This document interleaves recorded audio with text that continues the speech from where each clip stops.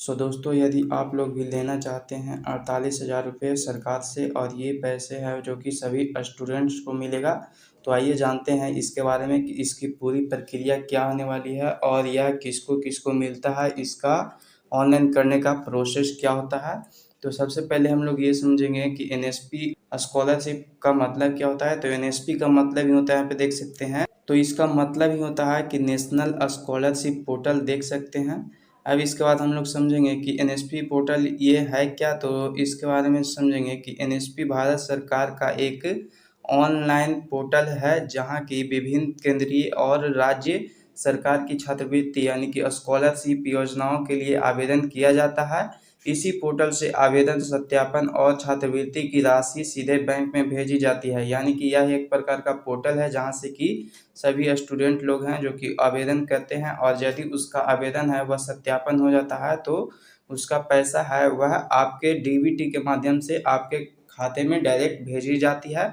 अब इसका अगला सवाल है कि इसमें आवेदन कौन कौन कर सकता है, यानी कि इसमें आवेदन करने के लिए क्या क्या चीज़ें होनी चाहिए। तो पहला कि कक्षा 1 से लेकर उच्च शिक्षा, यानी कि जो स्टूडेंट कक्षा 1 से पढ़ रहा है, यूजी पीजी प्रोफेशनल कोर्स यानी कि या फिर कोई अलग कोर्स कर रहा है, तो वो व्यक्ति भी इसको आवेदन कर सकता है।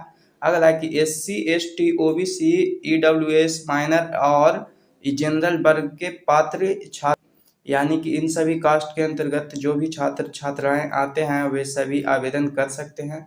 और तीसरा कंडीशन इसका देखेंगे कि जिसकी पारिवारिक आय संबंधित छात्रवृत्ति योजना की सीमा के भीतर हो, यानी कि एनएसपी पोर्टल के अंतर्गत अब आपको बहुत सारे योजनाएं दिए जाते हैं और उन सभी में कंडीशन दिया जाता है कि किस योजना के तहत आपकी पारिवारिक आय है वह कितना होना चाहिए, इस तरीके से। और चौथा कंडीशन है कि जिन्होंने पिछली कक्षा में आवश्यक न्यूनतम अंक प्राप्त किए हैं। तो यदि आप लोग इसके अंतर्गत अप्लाई करने के लिए जाएंगे एनएसपी स्कॉलरशिप, तो उसी में कंडीशन के रूप में दिया हुआ रहेगा कि आप जब क्लास कर रहे थे तो पिछली कक्षा में आपका कितना अंक प्राप्त हुआ है, इस तरीके से उसका मार्क्स डिसाइड किया जाता है। अब अगला प्रश्न है कि इसमें आवश्यक दस्तावेज क्या क्या है, यानी कि इसमें कौन कौन से डॉक्यूमेंट लगेंगे। तो सबसे फर्स्ट में आता है आप लोगों का आधार कार्ड लगेगा, उसके बाद में ओटीआर आईडी लगता है, ये इसको बोला जाता है वन टाइम रजिस्ट्रेशन, ये ऑनलाइन के द्वारा ही होता है। उसके बाद आप लोगों को पासपोर्ट साइज फोटो लगेगा, आय प्रमाण पत्र यानी कि इनकम सर्टिफिकेट लगेगा, जाति प्रमाण पत्र ये कुछ लोगों में जरूरी होता है जैसे कि ओबीसी हो गए हैं या फिर एससी एसटी कास्ट के लोगों में लगता है। निवास प्रमाण पत्र जैसे कि डोमिसाइल या सर्टिफिकेट बोला जाता है। उसके बाद अगला है पिछली कक्षा की मार्कशीट, यानी जैसे मान लीजिए कि आप लोग अभी 11th क्लास में पढ़ाई कर रहे हैं और यदि आप लोगों ने इसे ऑनलाइन किया है तो आपके पास में 10th का मार्कशीट होगा, उसको डालेंगे। और अगला है कि वर्तमान प्रवेश या फीस रसीद, यानी कि आप जिस भी कॉलेज या स्कूल में एडमिशन लिए होंगे और जिस क्लास में पढ़ाई कर रहे होंगे उसका आपके पास में रसीद होना चाहिए एडमिशन का। अगला है बोनाफाइड प्रमाण पत्र, जो बोनाफाइड सर्टिफिकेट होता है वो कॉलेज से बनाया जाता है, तो उसी कॉलेज से ही आप लोगों को मिलेगा। उसके बाद अगला है कि बैंक पासबुक, जो कि आधार कार्ड से लिंक रहता है खाता, उसी वही चाहिए, यानी कि जिस आधार कार्ड से आपका जो खाता लिंक होगा उसी में ही पैसा चला जाएगा। और इसका अगला है कि दिव्यांगता प्रमाण पत्र यदि लागू हो, यानी कि जैसे कोई व्यक्ति दिव्यांग है तो उसको दिव्यांग का प्रमाण पत्र भी लागू होता है, उसको देना अनिवार्य होता है। अब उसके बाद सवाल आता है कि कितना पैसा मिलता है यदि आप लोग एनएसपी स्कॉलरशिप को ऑनलाइन करते हैं, तो आप लोगों को इसमें कितना पैसा मिलता है। तो पहला कि कुछ योजनाओं में 1,000 से 10,000 रुपये प्रति वर्ष, ये आपको कोर्स के हिसाब से मिलता है कि आप लोग कितना ज़्यादा प्रोफेशनल कोर्स कर रहे हैं। यदि कोई व्यक्ति छोटा मोटा कोर्स कर रहा होता है तो उसे 1,000 से 10,000 रुपये मिलते हैं। यदि कोई व्यक्ति 10th से ऊपर की ओर कोर्स कर रहा है तो उसमें 20,000 से 50,000 रुपया या उससे भी अधिक मिलता है। यदि आप लोगों जैसे कि पीजी हो गया या फिर कोई नर्सिंग कर रहे हैं या फिर कोई डॉक्टरी की पढ़ाई, इंजीनियरिंग की पढ़ाई जैसे कि जीएनएम नीट या फिर इस तरीके का कोई हाई प्रोफेशनल कोर्स कर रहा होता है तो उसमें 50,000 से भी अधिक आप लोगों को मिलता है, ये सालाना मिलता है।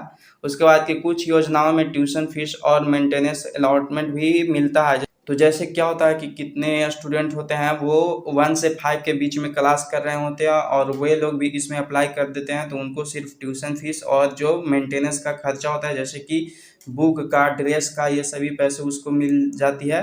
और उसके बाद अगला है कि सटीक राशि आपकी चुनी हुई योजना पर निर्भर करती है, यानी कि आपको कितना पैसा मिलेगा ये इस बात पर निर्भर करता है कि आपने किस क्लास में एडमिशन लिया है और आप किस योजना के अंतर्गत आप लोग इसको ऑनलाइन कर रहे हैं। अब इसका लास्ट पॉइंट है कि आवेदन करने की प्रक्रिया क्या है, यानी कि किस तरीके से हम लोग इसमें आवेदन कर सकते हैं। तो फर्स्ट कंडीशन दिया गया है कि इसमें सबसे पहले आप लोगों को एनएसपी पोर्टल पर जाएं, यानी कि एनएसपी यदि आप लोग सर्च करेंगे क्रोम में तो आप लोगों को इसका एक पोर्टल दिखाई देगा, उस पर जाना है।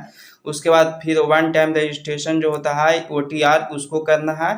तो वहाँ पे आप लोगों को OTR ID और पासवर्ड मिलेगा, उससे आप लोगों को लॉगिन करना है। और उसके बाद में फ्रेश एप्लीकेशन या रिन्यूअल चुने, यानी कि आप लोग यदि न्यू स्टूडेंट होंगे तो आप लोगों को फ्रेश एप्लीकेशन चुनना होता है। और यदि कोई व्यक्ति पिछले साल भी किया था और वो चाहता है कि इस साल भी इसको अप्लाई करें तो उसे रिन्यूअल पर क्लिक करना होता है।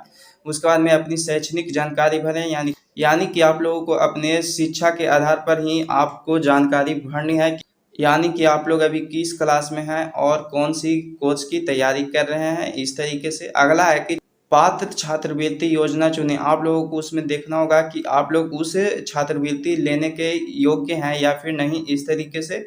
उसके बाद में फिर आप लोगों को आवश्यक दस्तावेज अपलोड करना है, जो ऊपर में दस्तावेज बताया गया था वो सभी दस्तावेज आप लोगों को अपलोड कर देना है। उसके बाद में है कि फॉर्म की जांच करके फाइनल सबमिट करें, यानी कि फॉर्म को अच्छे से देख लें कि आपका सही है या फिर नहीं, उसके बाद में ही फाइनल सबमिट करेंगे।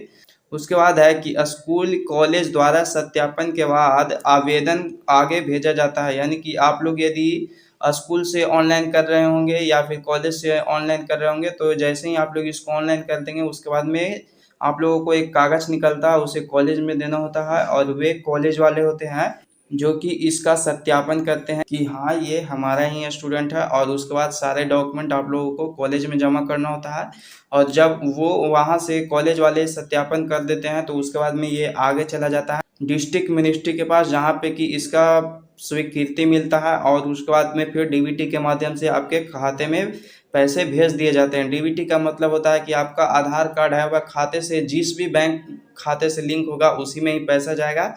आप लोगों को क्या क्या चीज़ें गलती नहीं करनी चाहिए तो इसको समझते हैं। तो आवेदन करते समय ध्यान रखने योग्य बातें क्या क्या है कि पहला कि आधार और बैंक खाता लिंक होना चाहिए, यानी कि आधार कार्ड है वह खाता आपके इन दोनों से लिंक होना चाहिए तभी आपके पास में पैसा जाएगा।